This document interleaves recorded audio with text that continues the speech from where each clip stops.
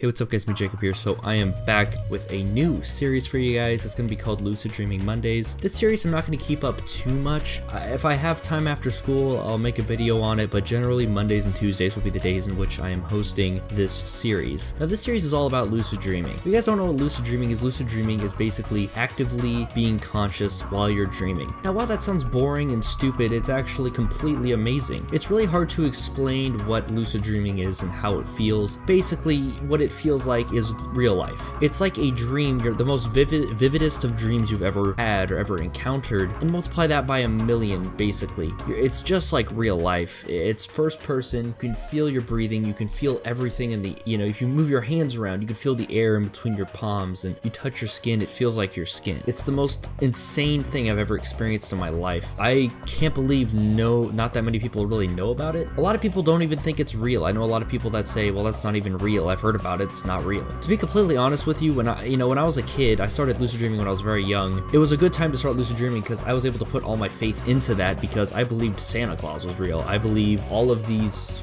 fake things, the Easter Bunny and shit, like I believed that was real. So just being able to just thrust myself and be like, oh yeah, lucid dreaming is totally real. Like that was easy for me to do because I already believed in stuff that was just like obviously not real. As a kid, you can kind of just throw your trust into anything and fully expect that thing to happen. So I kind of had the benefit of that there, but lucid dreaming is something that I'm passionate about. I know basically everything there is to know about it. I have been lucid dreaming for I think about 6 or 7 years at this point. I've had a Dreamviews account for a super long time. You can go look at my Dreamviews account. I think I have a Dreamviews account under this name, which is a forum on lucid dreaming and stuff. And this overall, like this series, I really am passionate about. I think that this will be a really awesome series for anybody wanting to learn how to lucid dream. And even if you don't want to learn to lucid dream, I mean, it's totally worth it. It's not that difficult to achieve, in my opinion. It can seem difficult, but it really isn't that bad. Now, this episode, I'm just going to be going over the basics of lucid dreaming. I already went over what the definition is, how it feels. It feels like real life. It feels lifelike. You can do anything you want in your lucid dreams, and a lot of it requires control. It's almost like learning a new technique or learning a new thing, like learning how to shoot hoops. When you first start playing basketball, you're probably not going to be fucking Michael Jordan. But as time progresses and you practice, you will possibly reach Michael Jordan-like standards if you try hard enough. The same goes for lucid dreaming. Some people have a lot of natural control over lucid dreams. Like some people can just fly right as they get into a lucid dream. Some people can do whatever they want in their lucid dream. They have full control. Other times it's not like that. And just having a lucid dream in and itself is,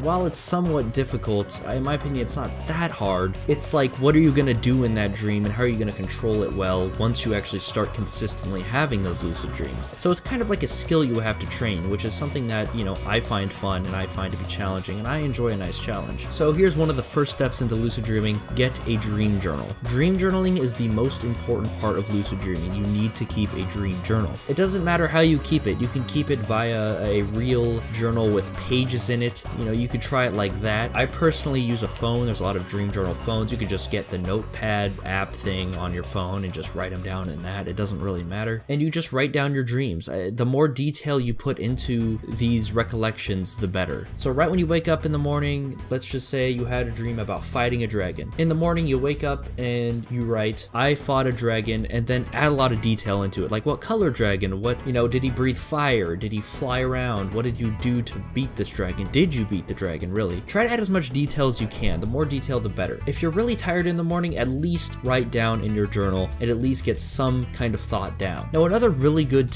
thing I learned, a really good tip I learned that will seriously help your dream recall is even if you don't have a dream at night and you don't remember any dreams that night, even if you don't dream that night and you have nothing to write in your dream journal, you still have stuff to write in your dream journal. So if you don't have a dream, just write down, I didn't have a dream, because that will show intent. If you're showing your brain that you have intent, that is the whole reason why you're dream journaling. It's not to necessarily remember the dreams per se. I mean, while it's awesome to remember the dreams, that's cool and all, it's showing your brain that you want to have the intent to lucid dream, and it's showing that you care a lot about it. And your brain will look at that and say, oh, this guy wants to do this. Maybe I should dedicate more time and maybe gain him some kind of entrance into lucid dreaming. It's not exactly like that. Your brain doesn't necessarily think that like that, but I try to think of it like that metaphorically because it's very similar to that anyways. Also, a quick metaphor that I've just always think about when writing a dream journal and why it's so important. Pretend, for example, you have a gun. Let's say in this gun, you're gun battling against some other guy. You're having a gunslinging show. Let's say, for example, the bullets in this guy's guns are figurative for the amount of dreams this guy has in his dream journal. And when he shoots his gun, that will be the lucid dream that hits. Now, some of those bullets are duds when it comes to dreams. Most of them are duds even. Let's say, for example, he has 12 bullets or 12 dreams in his chamber. If he shoots that gun, probably 11 of those dreams are duds, or 11 of those bullets are duds. One of those is probably a lucid dream. So if you're firing your gun, you have more chances of lucid dreaming if you have more dreams, aka bullets, in your gun. The dreams are the bullets to your gun, basically. And the shot coming out of your gun is your lucid dream. The more dreams you have in your barrel, the more chances you have of lucid dreaming. It's not the most exciting of videos, per se, but we'll get into some more exciting stuff. My next episode will be over wild, which is a legitimate technique. But I just want to start you guys off with the basics.